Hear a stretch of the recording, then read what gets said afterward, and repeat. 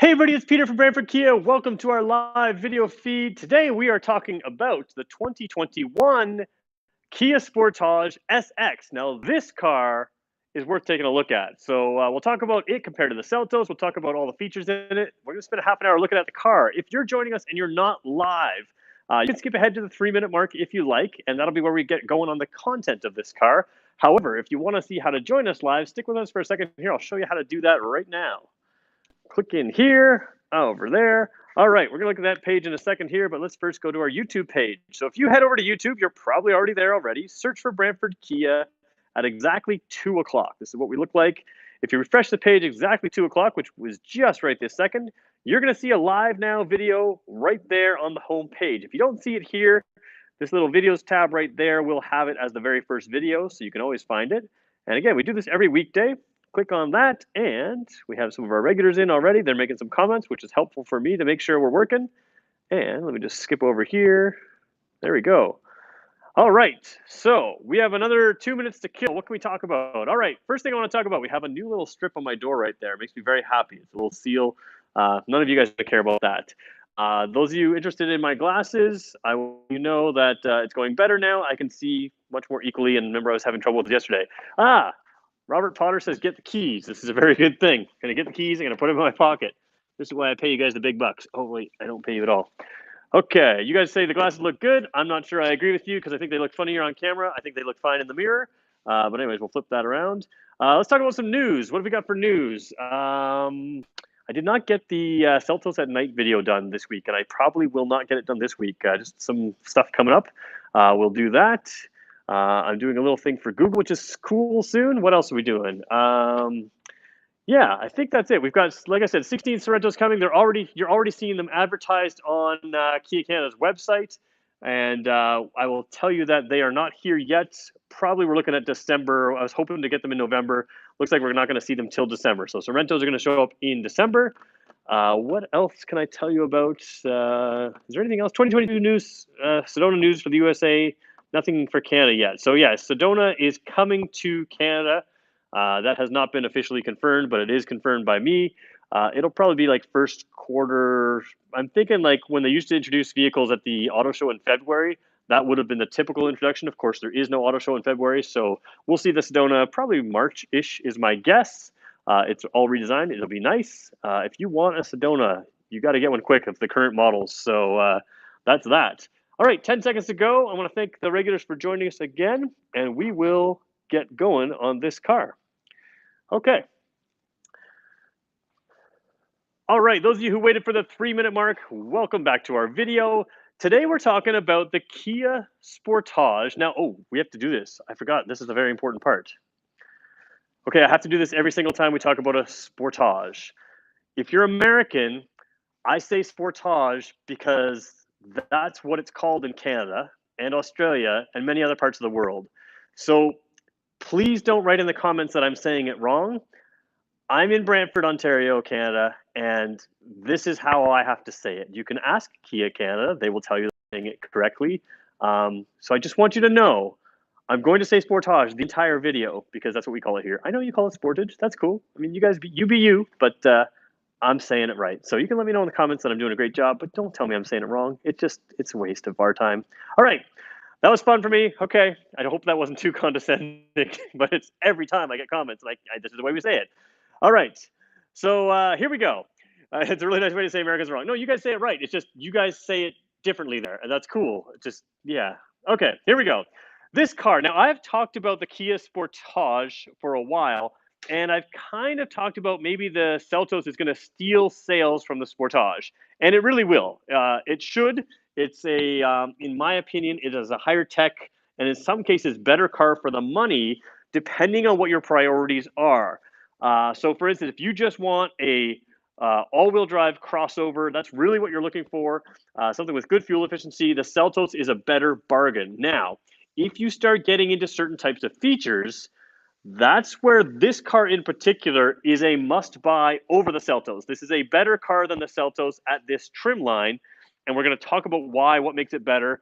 And, you know, there's still reasons to buy the regular Sportage over the Seltos, even in the same price area. So It is a unique car within the Kia lineup. Yeah. So could even class it with a Stinger. So Albert made a good point. The thing with this particular car is all of the Sportages have a 2.4-liter engine. It makes good power and you can tow 2,000 pounds. This particular car is a 2-liter turbo engine. It makes 237 horsepower. It makes 260 foot-pounds of torque, and it is the 4-cylinder engine that they use in the Stinger. This is a performance SUV. It is a very different car. It has larger front brakes than the regular Sportage. It has larger wheels than any other Sportage. Some of our Sportages, I'll see if I have one out here. Oh, perfect, I do. You can see the Sportages out there. I'll try to zoom in. Those black and gray one there, they have the larger wheels. Those larger black wheels, that S model, are 18-inch wheels. So they are larger than the 17-inch standard, but these are 19-inch wheels here. So you have larger wheels, larger front brakes, larger or more powerful engine. This is truly a performance model. It is a sport utility in every sense of the way of sport.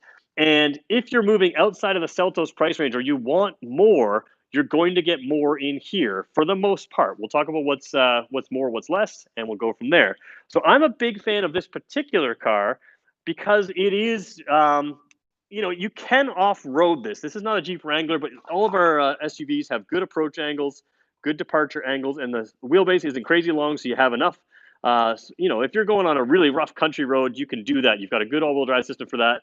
But this isn't made for that. This is made to give you an SUV raised seating position, also good handling, good performance, good power, good speed. So it is a car that I definitely recommend to those of you who want some punch. They want some, excitement. It's a more fun car to drive. It is the sport car of the sport utility class. I don't think there's another car in its class that really competes with the way this is. So we're going to talk about that. One thing I'm going to do right now is I'm going to show you the key and I'm going to lock the door at the same time. So key is updated for 2021. Basically, this car is a carryover. Now, I don't remember this key on the 2020s. I'm pretty sure it's all new for 2021, which is cool. Perfect. Tim's going to help me out. So I am going to lock the car here. Tim's bringing in Teddy Bear on his wheelchair. Teddy's had a rough night from the looks of it. Oh, easy, Ted. No, wait. No. Okay. I just locked the car because I want to show the smart tailgate. So we'll do that in a second. Okay. Tim's going to wait there. You can see how big Teddy is. Tim, you're close to 6 feet tall, just a hair under. So Teddy's not small. So we'll talk about that in a second. Those of you who are just wondering why we have a huge teddy bear in the room, we use Teddy to measure trunk space. Now, I showed you the key. What we're going to do is I'm going to put that key in my pocket. And actually, you know what, Tim, while you're here, why don't you grab the camera for a second? Okay. Tim's going to film me, and you guys should still be able to hear me. So here's the thing with our smart tailgate. We always talk about that. The key is in my pocket. If I simply approach the trunk, what's going to happen is it's going to blink 5 times in 3 seconds. It's also beeping. I don't know if you can hear that on the audio. And then you see it raise up. Now, the big difference with this is a lot of our competitors will make you wave a foot underneath. And if you're carrying cargo, you don't want to be standing on 1 foot. You don't want to have to do any of that. So it's not a unique feature. It just works better on this vehicle than it does on a lot of our competitive vehicles. Now what we're going to do is we're going to throw Teddy in the back here. And, Tim's going to do that? All right. Trade you. Perfect. I got the camera back. So we got a couple things going on the Sportage here. You can see that the seats, as soon as we get Tim out of the way, we're just keeping our distance here. As soon as you see the seats here, there's, I think, 8 or 9. We're going to figure that out. But there's about 7 or 8, maybe up to 9 positions of recline in those seats. And you can see I have one full all the way back and one is square. So if we had a square box in the trunk here, you can push that right up. If you run a small business, you're carrying around cargo or anything in a box, you can bring that right up to that seat. And you can see there's a cargo cover in here that can be moved up front or back where it is. Now, if it's back where it is, the seat can recline fully to this cargo cover. If I have Teddy Bear in there right now, he's up against where the seat would be. I can run this over his head, and there we go. You have Teddy Bear under the cargo cover, and again, I could move that forward if I had it. If I had this seat forward. So you've got in this SX model this cargo cover here, and Teddy is comfortable. Why am I using Teddy? He gives us a sense of floor space, something like a Kia Soul. Basically, Teddy's body is up to there. You see, you've got a longer floor space here. And not as long as a floor space as something like the Kia Forte or a sedan, but you have a good floor space. Now you can see Teddy's tummy was touching this blind here. Let's just take these mats out for a second. This is one of our first cars where you can actually take this panel and pull it down here. You will notice the spare tire in the SX model here, not in the lower models, but in the SX model. Now, this is kind of the early design of this lowered floor. You gain about 72 liters here. It doesn't look like it drops a lot, but it does fit some of your airport luggage now underneath this cargo cover. And you'll see this one still tilts up towards the back seat. So even if we were to fold the back seats down, you still have a ramp to get your cargo there if you just slid it in. So let's throw Teddy back in for a second. And I want to show you his belly was basically touching the area before, or it looks like it was. And you can see now he's well clear of the cargo blind. And we can throw that up like that. And he's got some more space. So that floor doesn't look like it drops a lot, but if you're taking your cargo to the airport, it will be significant in what you do. And of course, that piece, this cargo thing can also come out. And if it comes out, you have a full SUV size opening. Now, what if you don't want to leave that cargo? Let's say you were going to pick somebody up from the airport or some cargo stuff. We're going to Lowe's or Home Depot, and that is in our way. We don't want to leave it at Lowe's or Home Depot. So what are we going to do? Pretty cool thing, actually. Over here, this panel lifts up. You can sort of break it off there. I won't do it with my left hand right now, but you can put that this panel here in there. You can put it across the top of the floor. Come on, camera. There we go. In here, so it goes across the top of the floor, or you can drop it, those panels out, and it will end up underneath the floor. Let me just show you what I mean by that. Oops, come on, left-handed. I jammed it in a little too firm with my left hand that time. All right, so what you can do is, again, that space on top of the floor, come on, camera, you can store it there across the top of the floor, or you can lift those up and it'll store under the floor. And then what you have is that full cargo space with the blind underneath the floor, and you don't see it at all. Kind of a cool function. And you can shut the trunk using this. If that's too high for you, you can also use the key. Again, you've got the button right here. Just hit that hold the trunk button. That'll open and close the trunk. So now we've unlocked the car. Going to unlock it fully. We're going to take a look at lighting as well. This lighting is unique in this car, but we're going to hop inside first.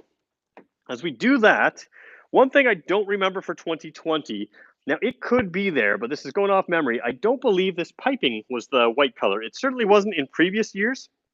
It may have been around in 2020, but it is there in 2021. A couple other things you're going to notice with these seats, they have a little bit, it's not just a design detail, they feel a little bit longer here. So you have that, and there is a perforation as the styling detail of choice in there, and that is a functional perforation because in this turbo model and these sport style seats, you also have, let's turn the car on, you have a ventilated seat option like this, or you have heated seats, rump roasters, and your heated steering wheel. So the ventilation or the perforations work for that ventilation as well. Let's take a look in the dash here. So Kia Seltos has a little bit better screen in the SX model, but you're giving up a lot of power. The top line Seltos has 175 horsepower. This has 237. Top line Seltos has 195 foot-pounds of torque. This has 260.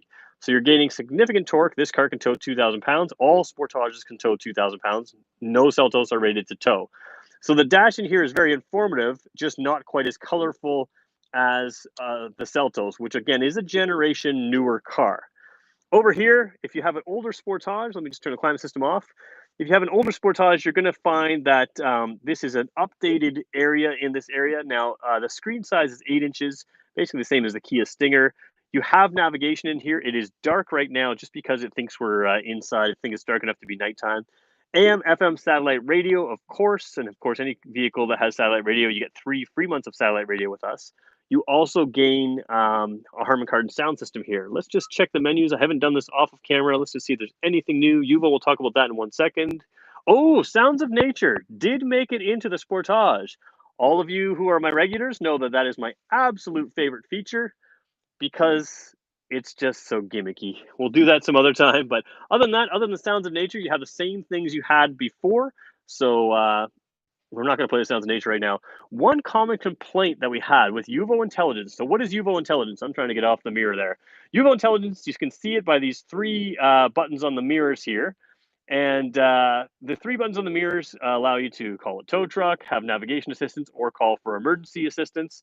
It is also the indicator that it has a cell phone app. That cell phone app can start the car. You can turn on usually some level of heated seats or heated steering wheel. I have to check the exact features. We can do that for you later in the video. But one of the complaints was we put these buttons on a mirror and we would lose these buttons. As you can see, they've updated that. They've heard us talking about that, and they've brought in our garage door openers, which is what those are, the automatic mirror button in the middle, and the UVO intelligence buttons there. And of course, this mirror also has your very hard to film. It's kind of focusing weird. The compass up there. So there is that as well. One thing that people don't notice when they get in this car, the D-cut steering wheel is always the indicator that this is a more of a performance-oriented model for us. So you have that on the SX model here, and you have paddle shifters that actually work. They are functional paddle shifters to give this more performance, but also put the performance at your fingertips. Automatic transmission is down here. It's not on CVT. It's not a dual clutch. It's a regular transmission. Same thing. You put it into drive, kick it over this way, and you can shift your own gears if you want. Any on Sorrento, we'll talk about that in a little bit, 15 minutes from now. All right, just real quick, 21 people are on, 14 people have given me a like today. Usually we finish with about 130-ish to 170-ish views. If 30 of those 130 views could give me a like, that'd be great. I try to get to 30 every day. We're about halfway there. So there's 20 people on. Some of you owe me a like. That's all I'm asking for. I'm doing my best here for you. In through here, we're going to show you the climate as well. Climate system is an automatic system. We're going to just put it up on the screen here. You can see it's a dual zone automatic climate control system. So passenger and driver are separate. You can control them, put whatever temperature you want. So we'll just show you what that is right there. So passenger is going to be a little cooler. Passenger is going to be a little warmer now. So you can see how it just depends on the temperature, moves the air as well. That's part of that full automatic system. Generally speaking, if an automatic system, if you have one, set the temperature what you want, leave it in auto. It will move the air around where it sees fit to do what it needs to do. I believe this car has an auto defog as well. There is one little function in here that sometimes people ask me about, and I don't point it out as much as I should. There's a clean air function here. That is separate from your cabin air filter. That is an ion filter. It does not need any maintenance or anything like that. It doesn't need to be replaced. I am an allergy sufferer. I have seasonal allergies, and a car like this can take the allergens out of the air, take the pollutants out of the air, can take some of the odors out of the air. So it's a very nice feature to have that sort of goes unnoticed sometimes, but that clean air function. And while we're talking unnoticed features, Kia tries to tell us about them. Harman Kardon sound system, HD radio, Sirius XM, all on this car. Kind of things you'd expect at this level. Down here, something that wasn't always in the Sportage, the wireless phone charger down here. Of course, Android Auto and Apple CarPlay are standard, and you can put your USB plug in there to get those going. No wireless Android Auto or Apple CarPlay here. Drive modes we do have on this car. Let's just click them through for a second. Sport, normal, and eco. No smart mode in this car. Sport mode makes this car punchy. Normal and eco are fine to drive normally. You can lock the four-wheel drive system equally at slower speeds or off-road. Hill descent control, that's kind of common on all of our all-wheel drive. Parking sensors, you can turn them on or off. They are on the rear and the front of this vehicle. So we'll show you them in a second when we do the proper tour outside, which we'll probably do right now. Somebody asked yesterday, what is smart cruise control? This car has smart cruise control. So we're going to talk about that really quickly. Smart cruise control sees the car in front of you. It does that using a camera. There is a camera up here, although I don't think the smart cruise control uses that, and a radar plate in the front. It sees cars in front of you, and it will, if when you set the cruise, let's say I set the cruise at 100 kilometers an hour, and the car in front of me is going 90. I will come up to it, and I will keep a certain distance from it. You can set that distance yourself, but it will keep a certain distance. So if it's going 90, we're going to go 90. When smart cruise control is smart cruise control with stop and go, which is what this car has, it will continue to keep that distance all the way down to a stop. And when the car accelerates again, this car can accelerate again. Sometimes you have to hit the resume button or something like that if you've stopped for too long. But the point is, smart cruise control is a really good system in busier traffic. It keeps the distance. Yeah, smart cruise works great, says Mike Hendrick. He's one of our regulars. It is one of my favorite features. I use it on my car all the time, especially in traffic. And it keeps that distance in front of you from the car in front. So whether you're just going on a long cruise or you're just in traffic, whatever you want, it takes the pressure out of some of that stop and go traffic. And it worked really well. It also works well with lane keep assist. This car has lane keep assist. Lane keep assist can keep you in the lane. It looks for the lane markers, keeps you centered in the lane. Just kind of a nice function so that if I glance down here for a second and start playing with this, the car at speed anyways, above 60 kilometers an hour, can keep me in the center of the lane by steering itself, not just beeping at me or warning me. It actually steers itself to be centered in the lane. Very nice feature there. And with those features, you have collision avoidance, forward collision avoidance as well. So that it does its best to avoid collisions on the front end here. One thing I really want to talk about quickly is you can see over here we have blind spot detection right there. So that will see it will warn us if there's something in our blind spot. If we look right here, one of the things that it does with the hardware of that car is when I have my car in reverse, oh, poor Teddy over there. If someone was crossing my path, it uses the same hardware from blind spot detection and changes the software, changes the digital response of the car by warning me that someone's crossing my path. So, for instance, if I have a car parked out beside me here, blocking my view, and I can't see what's coming from over there, the back end of the car can see that, and that's where those radar sensors are. So even things that I physically cannot see, this car can warn me that things are crossing my path from the left side or the right side. So every Kia that we have with blind spot detection has the rear cross traffic alert as well, and that's what that does. It's a super function there, and you can see this is a nice clear backup camera. You can see the lines in the floor. It's very easy to see that, so that's good. All right, we're going to jump out of the car. There's more I want to show you on the front side. Let me just turn the climate system off. We'll try to keep the battery somewhat happy. Got the headlights on, so we'll show you lighting this car. I'm going to take your questions right now, and then we'll show you lighting. We showed you trunk space. I'm going to show you headroom, legroom. I should probably point out those are powered seats. I think that sort of goes without saying at a car of this class. Come on, camera. A little bit dirty in there, but the reason it's dirty in here is because we did the Peter clean. Peter is not a detailer. Peter relies on professional people to do that properly. But we'll take a look at the outside of this car in a second. But in the meantime, let's just take your questions for a second. Blind spot detection is great and very helpful. Yeah, to me, the blind spot detection is helpful. To me, the most important part is that rear cross traffic alert. I find that's something I use more. Does it have the highway driving feature that Telluride and Seltos have? Not on this car. Highway drive assist is what you're talking about, and it doesn't have it on this car yet. Does it have a remote car start button on the key fob? That's a good question. I don't think this one did. Let me just see. It shouldn't take this label off. Yeah, it does not. So it has a sticker on right now, but I looked behind it. There is not a remote start on the key fob. However, this car does have the remote start on the Uvo Intelligence. So you can have start it from your cell phone for 3 years. That'll be free. There will be a subscription after that for that feature. It has a 4-inch instrument cluster. That's correct, yes. Lack of full digital display, yes. No full digital display the same way we have on the Seltos. So let's just talk real quick Seltos. The Seltos, to me, is a slightly higher tech car, slightly updated safety, and that makes sense. It's a generation newer. This car basically came out in 2016 as a 2017 model, and it's had a refresh, had a facelift since then, had some nice interior details changed, but it's not a fully new car. Now, that being said, this is a gorgeous car. I didn't even show you one of my favorite features on this car, and one of the main reasons to move to this car from a Seltos is right here.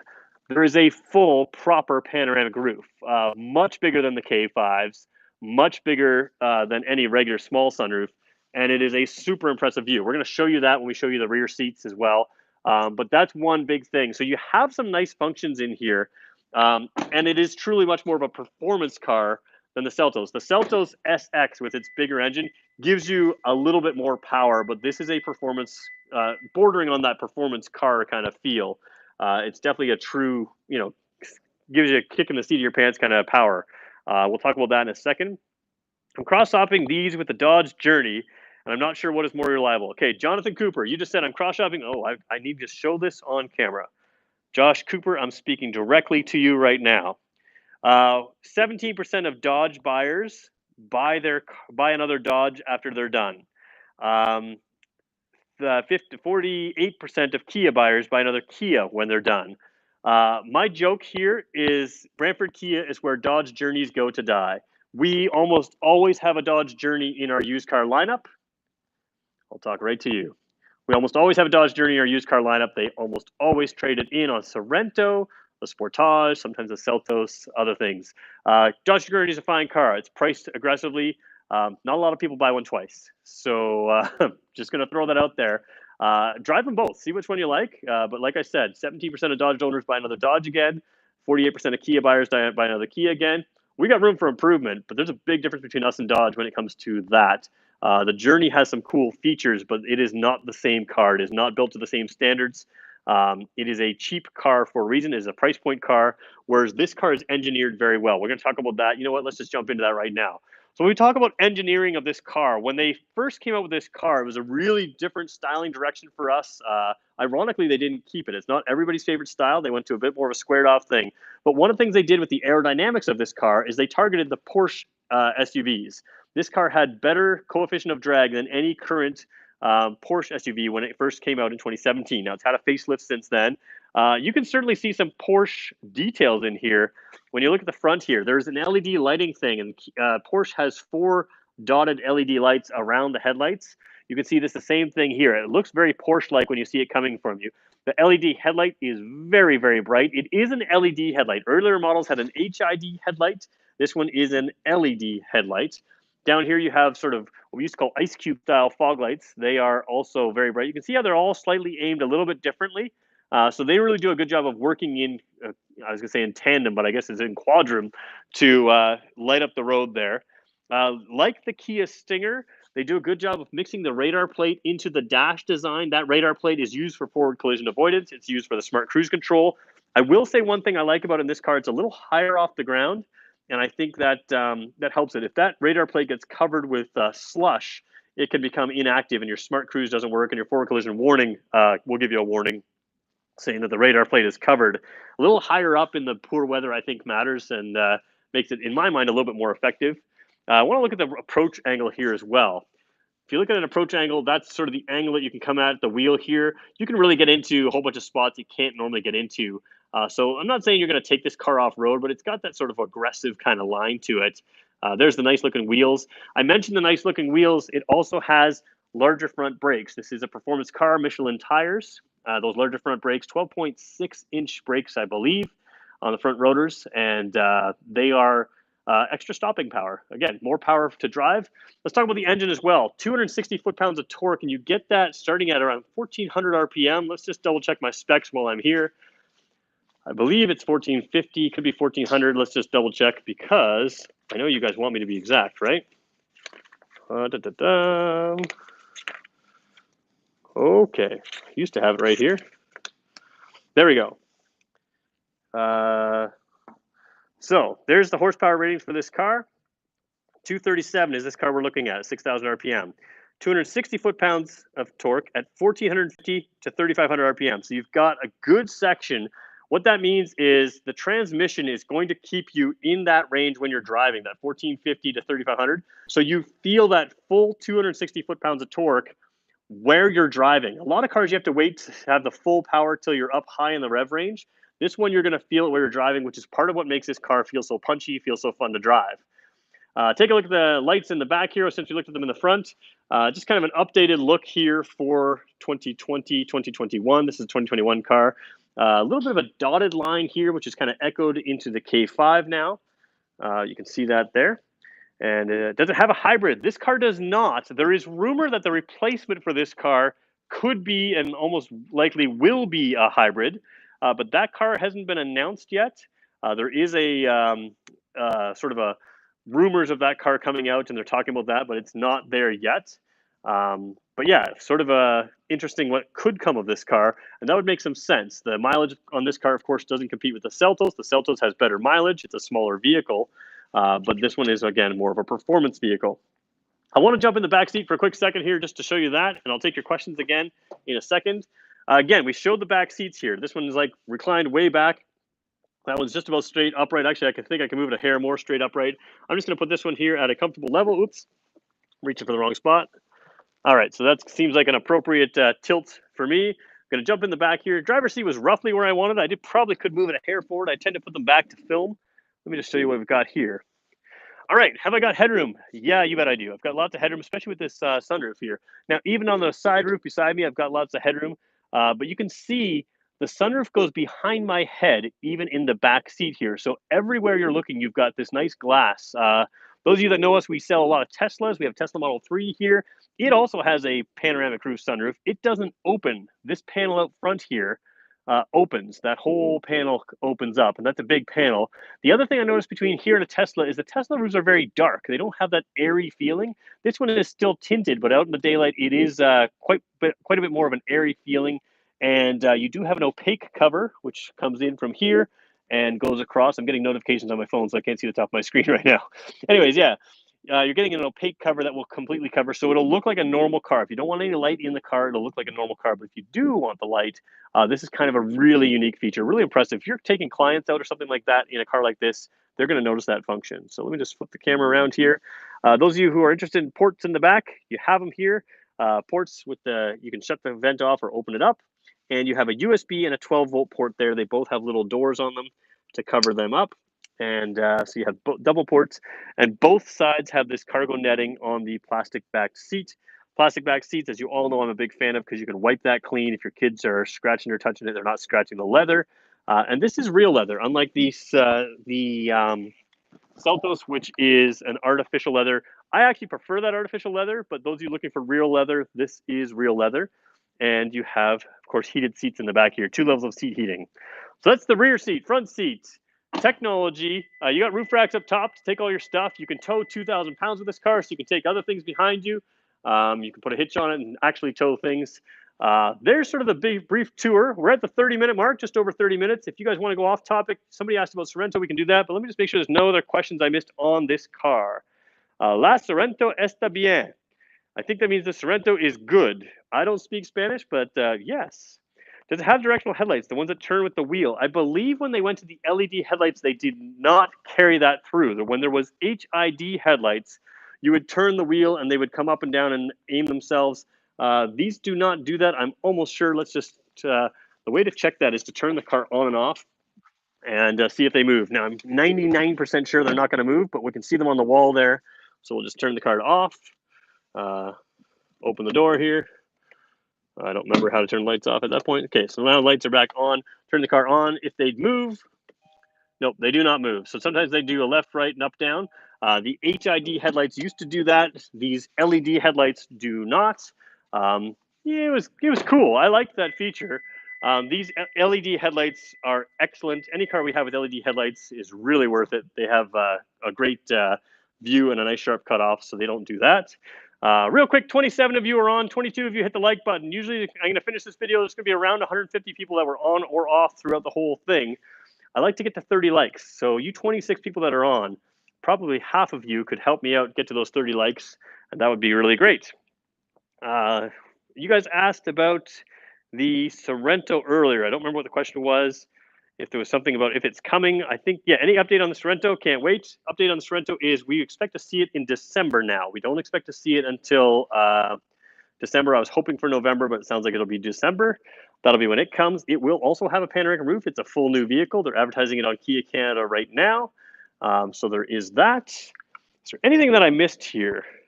I just want to see. I don't think I missed too many of your questions today. Sometimes I'm not as good. We showed teddy bear in the trunk. We showed the smart trunk. Does it have the remote start on the key fob? We talked about that. Oh, you asked about, somebody said we've got 10 coming in December. I assume you were talking about the Sorento, and we actually have 16 now coming in, Sorrentos coming in December. So we have quite a few there. So I think that's everything we've got. Tomorrow is Friday. Why is Canada getting the car late? Sometimes Canada gets the car ahead of other markets. Sometimes it gets it behind other markets.